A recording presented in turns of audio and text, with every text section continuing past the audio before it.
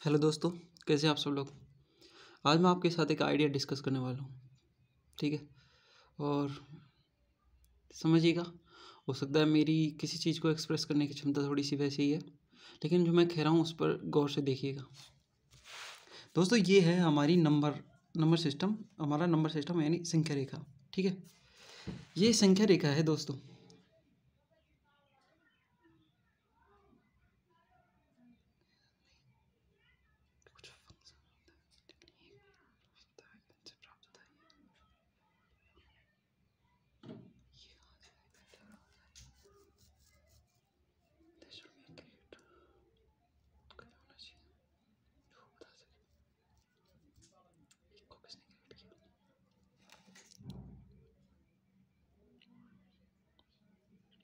देखिए, ये हमारा नंबर सिस्टम है। ठीक है, ये है जीरो, फिर यहाँ से एक होता है, फिर 2 3 4 5 6 7 8 2, और ये इन्फिनिटी की तरफ जाता है। ठीक है, और ये यहाँ पर विपरीत दिशा में नेगेटिव नंबर से स्टार्ट होते हैं और ये भी विपरीत दिशा में जाते हैं, बिल्कुल नेगेटिव तक, बिल्कुल नेगेटिविटी की तरफ। दोस्तों, यहाँ पर लेट हर एक नंबर 3 4 5, हर एक नंबर, हर पूर्णांक, यहाँ पर हर पूर्णांक किसी न किसी एक यूनिवर्स यानी ब्रह्मांड को इंगित कर रहा है। लेट कि हर एक नंबर एक यूनिवर्स को इंगित कर रहा है। ठीक है, एक यूनिवर्स को क्या कहते हैं हम, एक्सप्रेस कर रहा है। वास्तविकता में मैथमेटिक्स हमारा ब्रह्मांड है ना। बेसिकली हर ब्रह्मांड वास्तव में एक कंप्यूटर ग्राफिक्स है। ठीक है, जिस तरह से कोई गेम खेल रहे हो आप, लेकिन गेम के पीछे जो एल्गोरिथम है वो है एल्गोरिथम हमारी मैथमेटिक्स, और मैं उस एल्गोरिथम के बारे में समझाने की कोशिश कर रहा हूँ।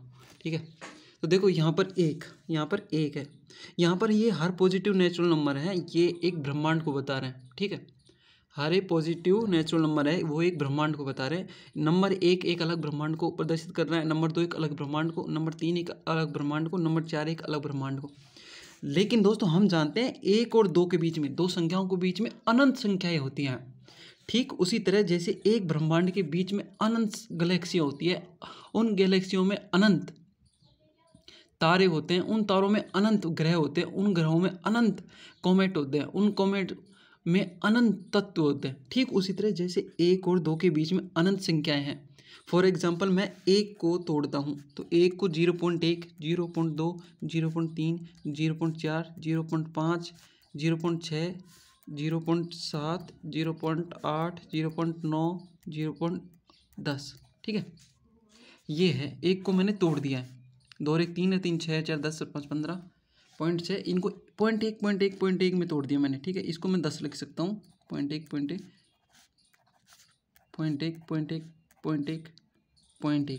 ये 10 हैं, यानी 1 को मैं, तो यानी ये 1 है। अब ये है, ये है जो ये मैंने माना है कि एक किसी ब्रह्मांड को बता रहा है। ठीक है, अब चूंकि हमारे इन दो संख्याओं के बीच में 0.1 के बाद में 0.1 स्टार्ट होता है, फिर 0.2 आता है, 0.3 आता है, 0.4 आता है, 0.5 आता है, 0.6 आता है, 0.7 आता है, 0.8 आता है, 0.9 आता है, और फिर 2 आता है। ठीक है, इसके बाद में 1.2 बेसिकली ये है, मेरा मतलब ये है।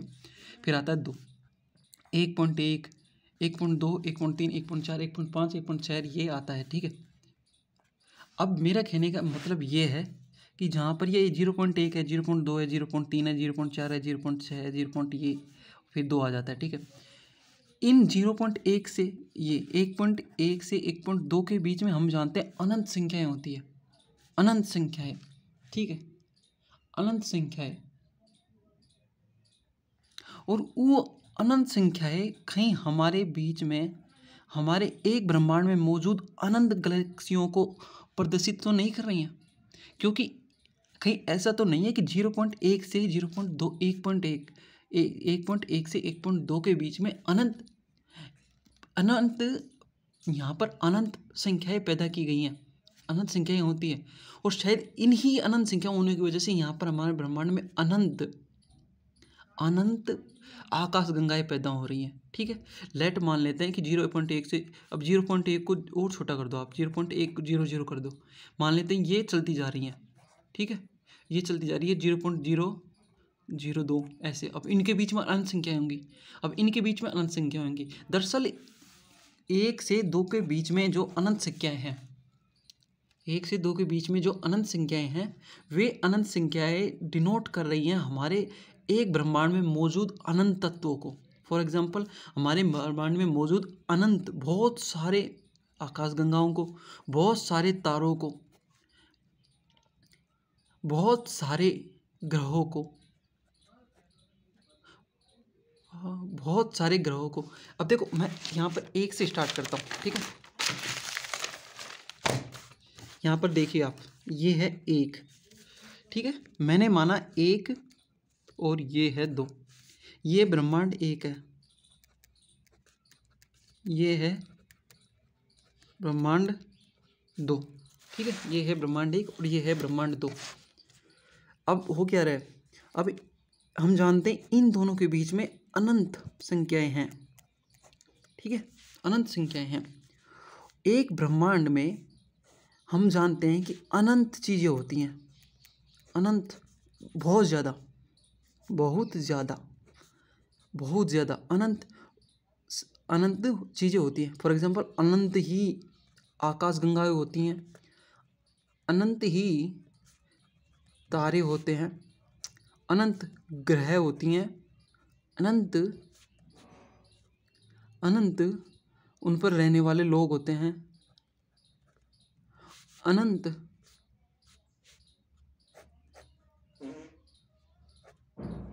अनंत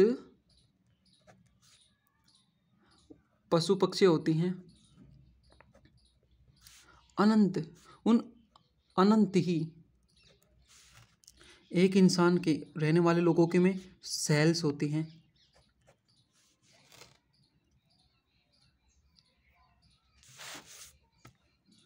अनंत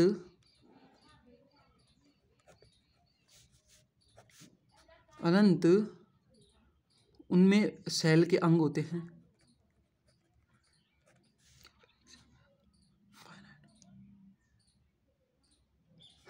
सेल के अंग होते हैं। उन सेल के अंग में अनंत एटम होते हैं, उन एटम में अनंत इलेक्ट्रॉन, प्रोटॉन होते हैं। उन प्रोटॉनों में, उन अनंत इलेक्ट्रॉन प्रोटॉन में कण होते हैं, कण, अनंत कण होते हैं। उन एक कणों को और ज़्यादा तोड़ेंगे हम तो उनमें अलग बोसोन ओसोन ऐसे ऐसे कण आ जाएंगे, वो भी अनंत आ जाएंगे। उसको तोड़ जाएंगे, उसमें और ज़्यादा चीज़ें आ जाएंगी, उसमें और ज़्यादा चीज़ें आ जाएंगी। ठीक है,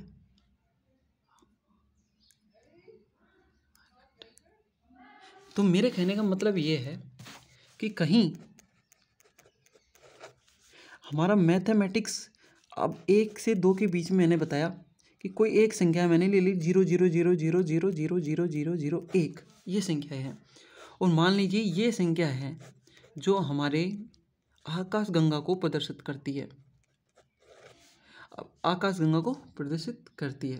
ठीक है, तो इसका इसका आकाशगंगा में हमारा एक आकाशगंगा में तारे होते हैं, तो यानी अगली संख्या जो होगी 0.00 1 2 3 4 1 2 3 4 5 6 7 1 1 2 3 4 5 6 7,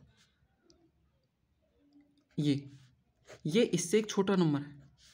ये संख्या प्रदर्शित करेगी हमारे तारे को, ठीक है, ये तारे प्रदर्शित करेंगे।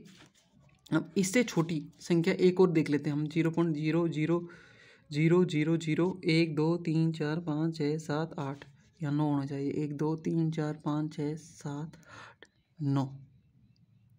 ये संख्या इससे भी छोटी है, और ये संख्या प्रदर्शित करेगी किसको? उस तारे पर रहने वाले ग्रहों को। ठीक है, ग्रहों को, कॉमेट्स को, क्षुद्र ग्रह, सबको। अब इसका भी हम और तोड़ते हैं इसको, 1 2 3 4 5 6 7 8, 1 2 3 4 5 6 7 8 9, 8 9, 1 2 3 4 5 6 7 8 9 10। ये संख्या इससे भी छोटी संख्या है, और ये संख्या प्रदर्शित कर रही है किसको? किसको प्रदर्शित कर रही है ये संख्या? ये संख्या प्रदर्शित कर रही है इन ग्रहों पर रहने वाले जीवों की संख्याओं को, जीवों की संख्याओं को, जीवों की संख्याओं को। संख्या कोई भी हो सकती है, कोई भी संख्या हो सकती है, कोई भी जीवों की संख्या, जीव कोई भी हो सकता है। बैक्टीरिया, यीस्ट विस्ट सब जो भी है जीवित है, जो ऑर्गेनिज्म है, जो भी जीवित ऑर्गेनिज्म है वो सब। अब इस संख्या को हम और तोड़ते हैं, 1000 लाख 10 लाख करोड़ 10 करोड़, 1 3 3 6 3 9 1 10, 3 3 6 3 3 6 9 10 11। ये संख्या उस चीज़ को डिनोट करती है जो एक जीव में मौजूद सेल्स हैं उनको, एक जीव में मौजूद सेल्स हैं उनको, ठीक है, राइट। और इसको और ज़्यादा तोड़ेंगे हम, 0.0000000, 1 2 3 4 5 6 7 8 9 10 11। ये संख्या डिनोट करती है सेल्स में रहने वाले, एक सेल्स में रहने वाले इलेक्ट्रॉन प्रोटॉनों की संख्या को। इसको और ज़्यादा तोड़ रहे हैं हम, 10 सैकड़ों 1000 लाख 10 लाख करोड़ 10, 3 3 6 3 9 तो 11 12 13। ये संख्या डिनोट कर रही है किसको? सेल्स में इलेक्ट्रॉन, एटम्स को, एटम्स को, एटम नहीं, अणु को, ठीक है, एटम्स को, ठीक है। और फिर इसको हम और ज़्यादा तोड़ेंगे,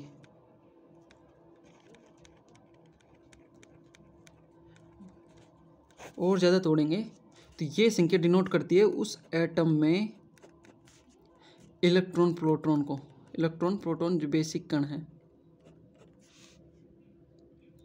अब इसको और ज़्यादा तोड़ेंगे हम, 0.0000 कुछ भी मान लो, 0.1 ये आ गया, ये इससे छोटी संख्या है बेसिकली। ये संख्या डिनोट करती है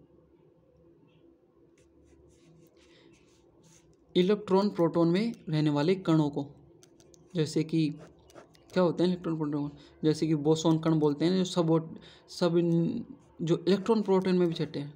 फिर उसके बाद में 0.0000001 0.00001 ये संख्या डिनोट करती है उन छोटे छोटे कणों में भी रहने वाले और भी ज़्यादा छोटे कणों को। ऐसे करते करते हम जाएंगे, हमें नई नई छोटी संख्या प्राप्त होती जाएंगी, और वे संख्याएं किसी भी छोटे से छोटे कण में और छोटे कण को प्रदर्शित करती जाएंगी। अब हम यहाँ समझते हैं जीरो के बारे में। जीरो कहा जाता है कि ब्रह्मांड में जीरो एग्जिस्ट नहीं करता, ब्रह्मांड में जीरो एग्जिस्ट नहीं करता, ठीक है। तो मुझे ऐसा नहीं लगता। बेसिकली शून्य, वास्तव में शून्य पैदा होता है। अब यहाँ हम देखो समझते हैं, -1 और 1 को समझते हैं, -1 और 1 को समझते हैं, ठीक है। -1 1 दोनों दिखने में बिल्कुल एक जैसे हैं, कुछ फर्क नहीं है, दोनों एक एक हैं, लेकिन इनमें दिशा का फर्क है। दिशा का मतलब ये सकारात्मक है, पॉजिटिव है, और ये नेगेटिव है।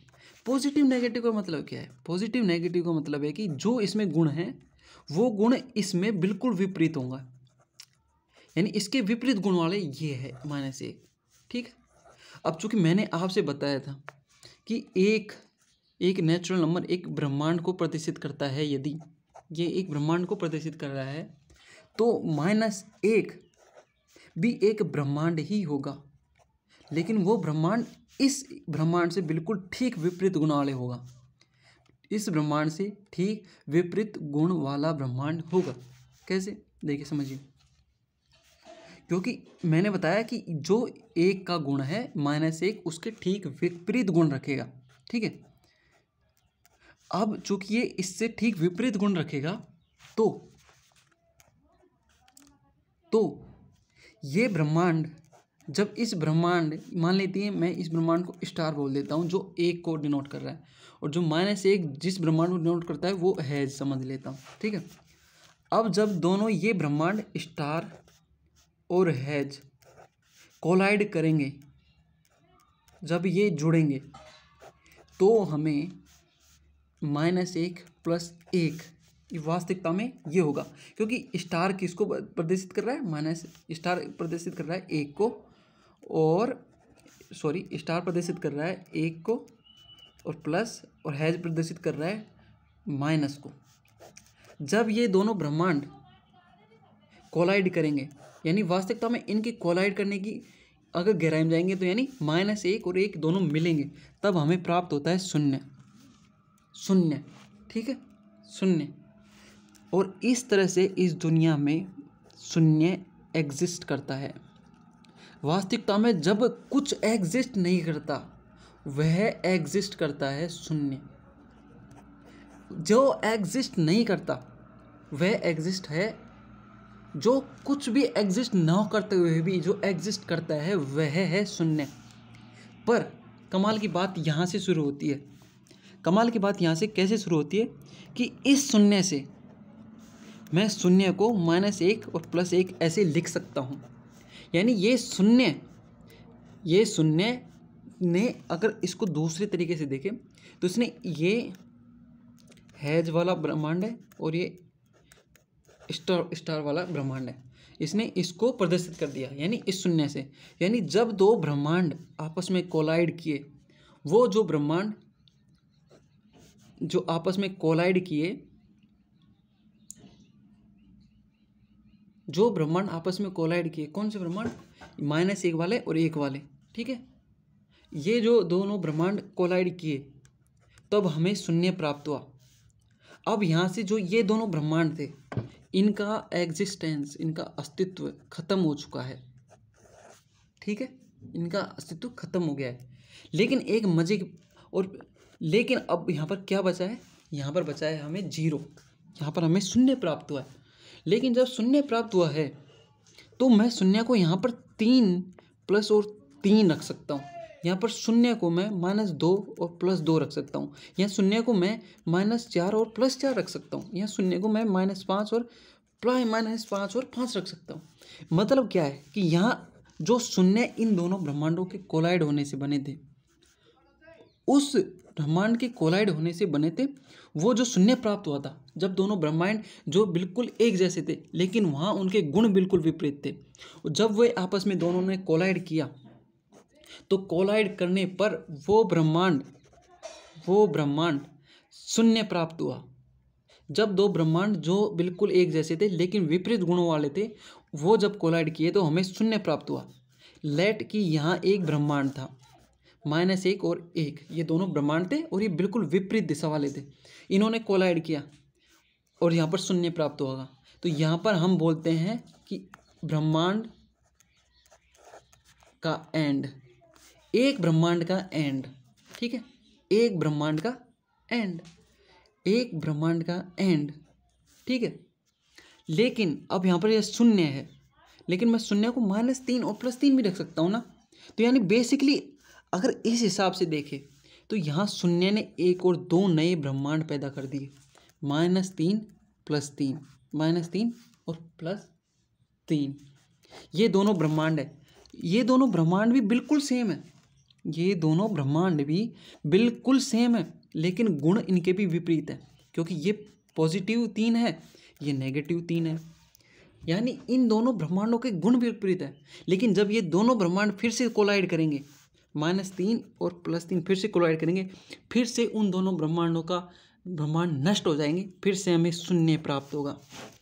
वो शून्य फिर से -4 + 4 लिख सकते हैं इस शून्य से, यानी कि 2 नए ब्रह्मांड फिर पैदा हो गए। और यहाँ पर शून्य को मैं -5 + 5 भी तो लिख सकता हूँ, यहाँ पर शून्य को मैं -6 + 6 भी तो लिख सकता हूँ। यानी एक ही समय में शून्य कितनी जगह हो सकता है, कितनी जगहों की वजह से शून्य बन सकता है। यहाँ पर इसकी वजह से शून्य बन सकता है, इसकी वजह से शून्य बन सकता है। ये ठीक बिल्कुल वैसे ही है, यानी शून्य पैदा होता है यहाँ पर। तो यानी देखो, अब यहाँ पर 2 ब्रह्मांड पैदा हो गए, 2 -4 + 4 2 ब्रह्मांड पैदा हो गए। यहाँ पर ये 2 नए ब्रह्मांड पैदा हो गए, यहाँ पर ये 2 नए ब्रह्मांड पैदा हो गए। और लेकिन ऐसे ही करते जाएं -6 -7 -7 + 7 -8 + 8 ऐसे लिखते जाएंगे, हमें ऐसे हजारों ब्रह्मांड पैदा होंगे। यानी शून्य, वास्तविकता में शून्य एग्जिस्ट कर रहा है जब दो विपरीत ब्रह्मांड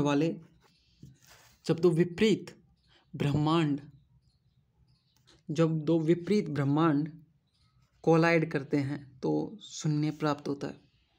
ठीक है, शून्य प्राप्त होता है। और इसी शून्य से फिर हमने -4 + 4 2 नए ब्रह्मांड पैदा कर दिए। तो क्या ये जो 0 है,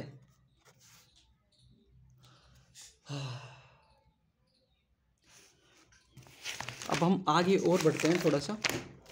यहाँ पर 0 मैंने बताया आपको, -3 + 3 ये 2 ब्रह्मांड थे, इनके टकराने से, इनके कोलाइड करने से हमें शून्य प्राप्त हुआ। अब ये ब्रह्मांड फिर से नए ब्रह्मांडों का, ये अब इस 0 को मैं क्या लिख सकता हूँ, -4 + 4। ठीक है, अगर उसी हिसाब से देखें जो मैंने यहाँ पर थ्योरी लगाई है, इस थ्योरी के अनुसार यहाँ पर हमें फिर 2 नए ब्रह्मांड मिल जाएंगे। लेकिन ये -3 और +3 थे, और -4 + 4, अगर हम 3 और 4 को देखें तो ये बिल्कुल अलग प्रकृति के, ये इसमें कुछ चीज़ें जो इसमें हैं वो इससे बढ़ के होंगी। ठीक है, वो चीज़ें इससे बढ़कर होंगी, और जो चीज़ें इससे बढ़कर होंगी, लेकिन ये ब्रह्मांड इससे अलग होगा। ये इन दोनों ब्रह्मांडों से अलग होंगे, ये दोनों ब्रह्मांड। लेकिन खास बात ये है कि ये दोनों ब्रह्मांड भी जब कोलाइड करेंगे तो ये भी शून्य ही देंगे।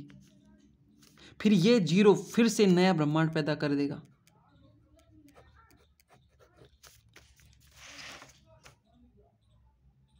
अगर हम गौर से देखा जाए,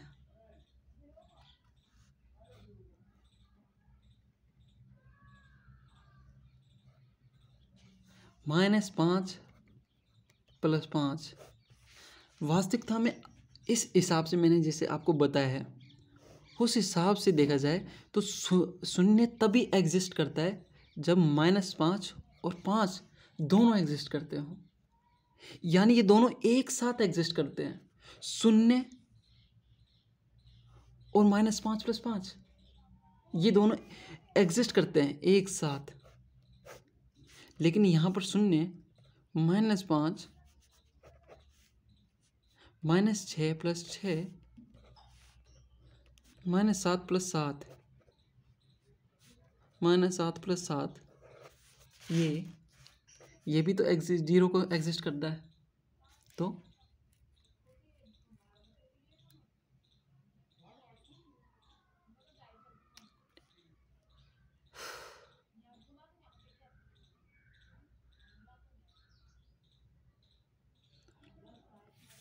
ये 0 एग्जिस्ट करता है। ठीक है, तो यानी 0 कहाँ कहाँ एग्जिस्ट कर सकता है, -3 + 3 तब भी यहाँ पर 0 है, 5 6 7 -7 0 -8 +8 -9 + 9 यानी शून्य यहाँ भी एग्जिस्ट कर रहा है। यानी ये दोनों ब्रह्मांड के अलावा और भी ब्रह्मांड एक साथ एग्जिस्ट कर रहे हैं, एक साथ एग्जिस्ट कर रहे हैं। दरअसल इस थ्योरी के अनुसार, अगर मैथमेटिक्स के अनुसार देखे जाए, तो कभी भी ब्रह्मांड का ना तो आदि, ना तो ब्रह्मांड की शुरुआत होती है, ना ही अंत। दरअसल शुरुआत और अंत होता ही नहीं है।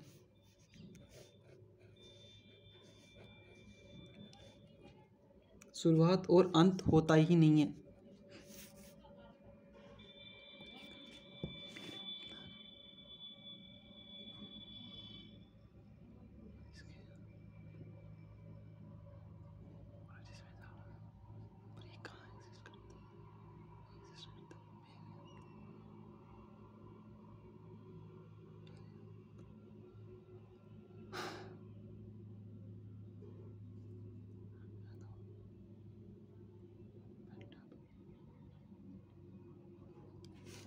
ठीक है, शुरुआत और अंत एक ब्रह्मांड का एग्जिस्ट ही नहीं करता। झूठ है ये मैथमेटिक्स के अनुसार। लेकिन लेकिन लेकिन अब हम आते हैं हमारे ब्रह्मांड पर। मैंने बताया हमारा ब्रह्मांड है जिसे मैंने एक से प्रदर्शित कर रहा है। ये हमारा ब्रह्मांड है जिसमें हम रह रहे हैं, और ये है कोई दूसरा ब्रह्मांड जो हमारे पास में है। ठीक है, जो हमारे पास में। अब हम जानते हैं 1 से 2 के बीच में अनंत संख्या हैं। जैसे संख्या 1 एक ब्रह्मांड को प्रदर्शित कर रही है, इनके बीच में अनंत संख्या हैं। जैसे 1 के बाद में आएगा 1.1, 1.2, 1.3, 1.4, 1.5, 1.6, 1.7, 1.8, 1.9 और फिर आ जाता है 2। ठीक है, ठीक है। वैसे ही अब ये जो संख्याएं हैं, अगर एक किसी ब्रह्मांड को प्रदर्शित कर रहा है,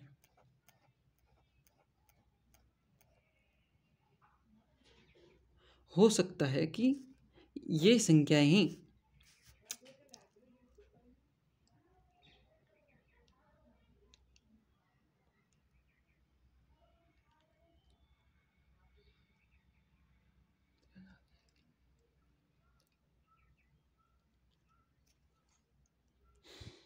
ये संख्याएं भी किसी तरह को प्रदर्शित करती हैं, किसी ना किसी चीज को, ये संख्याएं। और अब चूंकि देखो, अब इन संख्याओं को भी, ये जो सब नंबर हैं, सब नंबर, मैं इनको सब नंबर बोल रहा हूँ, सब नंबर बोल रहा हूँ।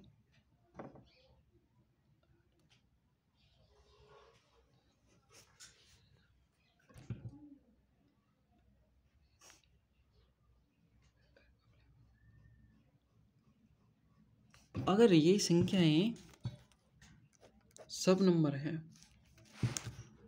अगर ये संख्याएं सब नंबर हैं, तो इन संख्याओं, अब जैसे 1.1 और 1.2 है, इनके बीच में भी अनंत संख्याएं हैं, और वे अनंत संख्याएं हैं। अब लेकिन हम 1.1 को भी अगर तोड़े, 1.101, 1.02, 1.03, 1.04, 1.05, 1.06, 1.07, 1.08, 1.09 और 1.2 आ जाएगा। 0.1 जोड़ देंगे हम, 0.1 ये हो जाएगा 0 और 1 आ जाएगा।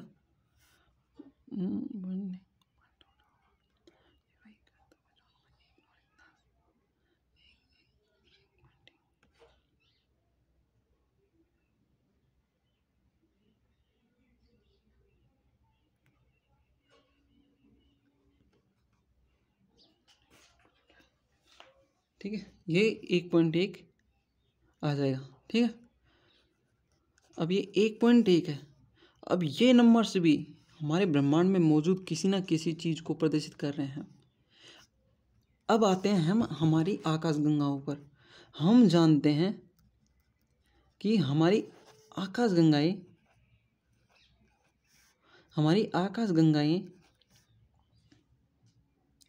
अनंत हैं। हमारे ब्रह्मांड में अनंत आकाशगंगाएं बहुत ज़्यादा।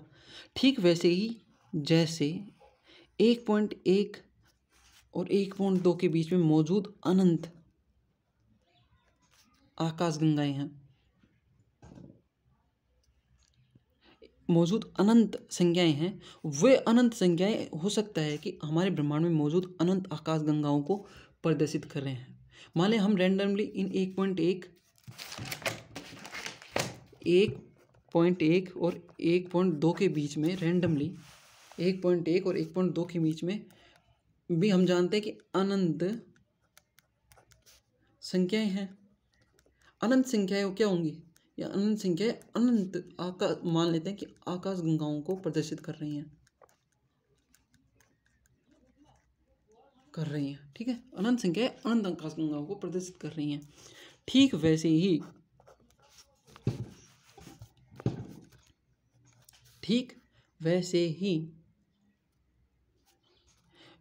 इन दो के बीच में कोई भी दो छोटी संख्याएं ले लें। मान ले सबसे छोटी संख्याएं ले लें, इन दोनों के बीच में कोई बहुत छोटी छोटी संख्याएं हैं। 1.1 और 1.0000000000000000002 ये इन दोनों के बीच में भी दो संख्याएं ले ली हमने, है ना। अब इन दो संख्याओं पर भी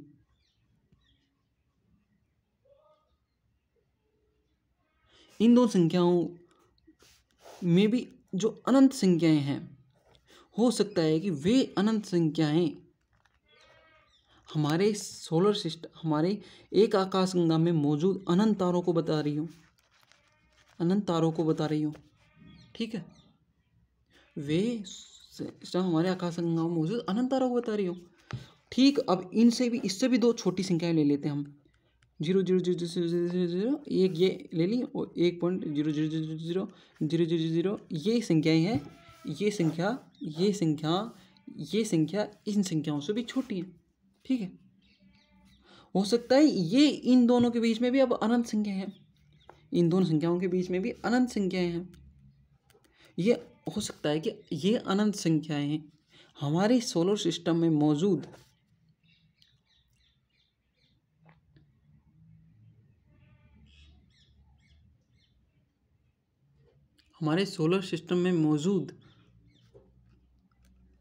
अनंत कॉमेट ग्रहों को दर्शा रही हो। अब इन दो छोटी संख्याओं से भी और छोटी संख्या ले लेते हैं, ठीक है। छोटी संख्या हो सकता है अब इनसे भी ये दो छोटी संख्या है और इनके बीच में भी अनंत संख्याएं हैं, ठीक है। वो अनंत संख्याएं हो सकता है कि उन ग्रहों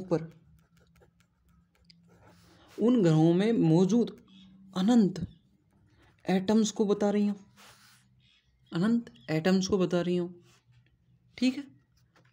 अब हम इन दो छोटों से भी और छोटी संख्या लेते हैं, ठीक है। ये और छोटी संख्याएं हो सकता है इन एटम्स में मौजूद अनंत और छोटे प्रोटॉन को बता रही हो, न्यूट्रॉन को बता रही हो और इलेक्ट्रॉन को बता रही हो, ठीक है। वैसे ही और छोटी संख्या लेंगे तो वे छोटी संख्याएं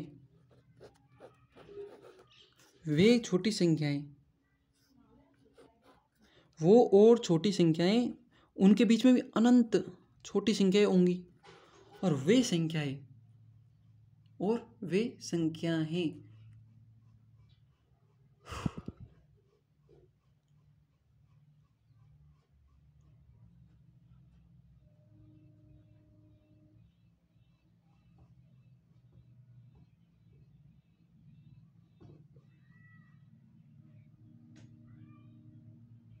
वो छोटी संख्याएं हमारे ग्रहों पर मौजूद अनंत तरह के चीज़ों को बता रही हूँ, जैसे कि मानव, बैक्टीरिया और वायरस, अनंत वायरसों को बता रही हूँ।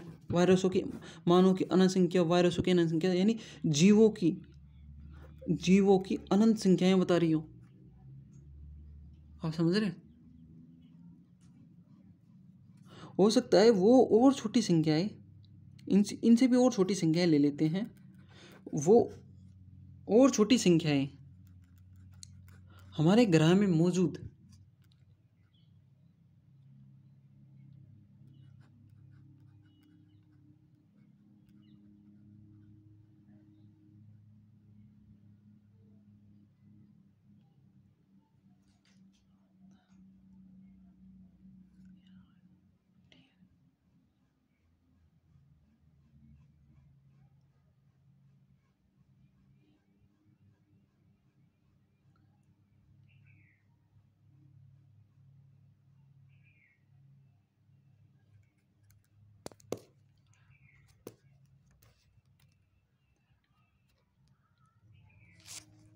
और वो और छोटी संख्याएं हो सकता है एक इंसान में मौजूद हजारों अनंत सेल्स को बता रही हूँ। फिर और छोटी संख्याएं लेंगे, वे उन सेल्स में मौजूद अनंत सेल्स के जो छोटे छोटे कण हैं, छोटे छोटे अंग हैं, उनको बता रही हो। और छोटी संख्याएं लेंगे, वो सेल्स में मौजूद उन अनंत कणों में मौजूद जो डीएनए आरएनए है, उनको बता रही हो। ठीक है। और छोटी संख्याएं लेंगे, वो उन डीएनए आरएनए में मौजूद अनंत आरएनए डीएनए के जो अंग हैं, उनको बता रही हो।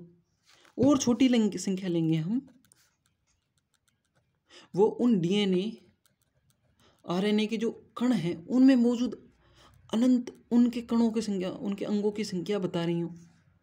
ठीक, ऐसे करते जाएंगे। पर मज़े की बात ये है कि कभी भी ये छोटी छोटी संख्या यानी ये नंबर्स ख़त्म नहीं होंगे। ठीक उसी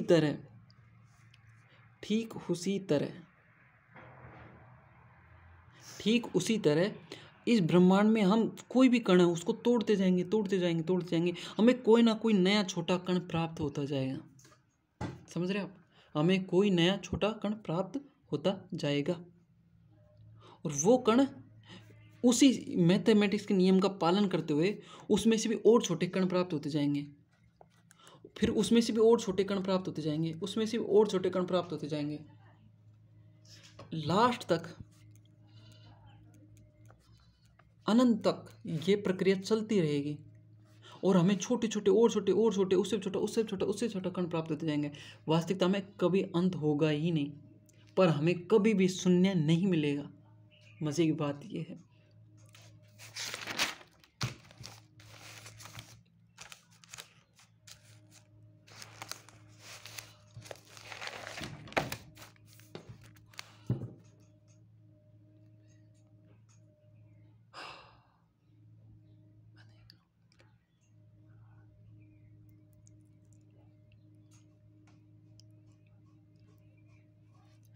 यहाँ बात करते हैं हम 1+1=0 की। माना -1 नया ब्रह्मांड है और ये एक कोई अलग ब्रह्मांड है, दोनों सेम है बिल्कुल दिखने में, पर यहाँ जो नियम काम करते हैं वहाँ विपरीत काम करते हैं, यानी ये एक दूसरे के विपरीत हैं। ठीक वैसे ही जैसे मैटर और प्लस एंटी मैटर, मैटर और एंटी मैटर के टकराने से जैसे धमाका होता है, ठीक है, वैसे ही एक ब्रह्मांड के दूसरे ब्रह्मांड से टकराने पर एक धमाका होता है। पर वास्तविकता में हम नहीं कह सकते कि ये धमाका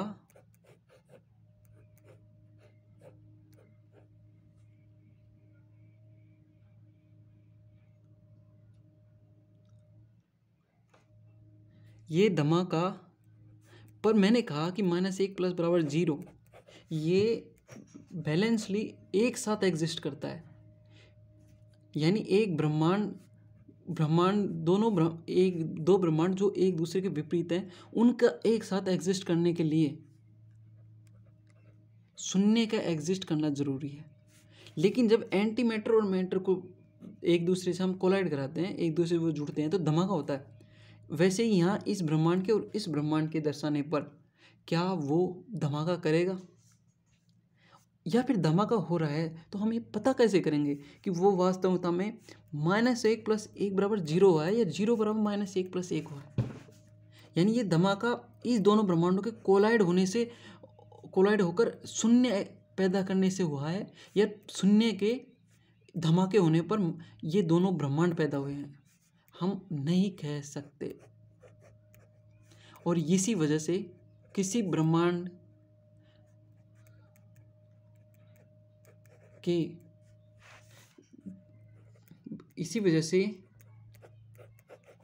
ब्रह्मांड की शुरुआत होती है या ब्रह्मांड का अंत होता है, ये कभी भी हम नहीं कह सकते। दैट्स सिंपल गाइस, आज के लिए बस इतना ही, मैं बाकी आपको बताऊंगा।